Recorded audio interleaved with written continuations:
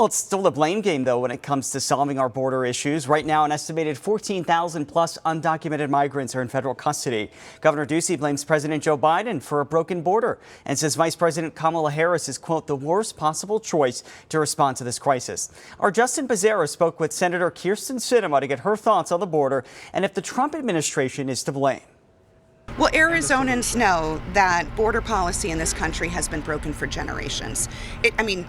My entire lifetime, the border has been a disaster. And so this isn't new. It's not a Democrat or Republican problem, but it is an American problem, and we need to solve it. So I've called on Congress to take action to address quickly the flood of immigrants who are coming across our border.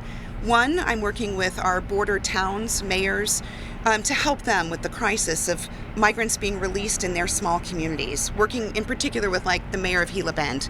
He had to announce a state of emergency because it was so bad in his small town.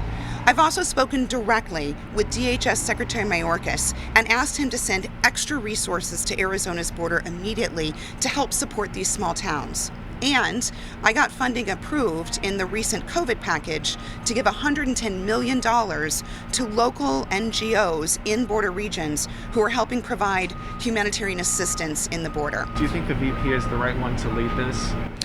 Action is what tells me who's the right person. So let's see a couple weeks, see how it's going, ask me again.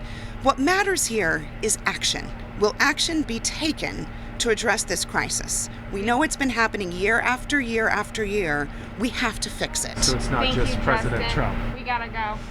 No, this is every president. Well, Justin and Senator Sinema talked more about the border, specifically the rate at which our veterans are getting vaccinated.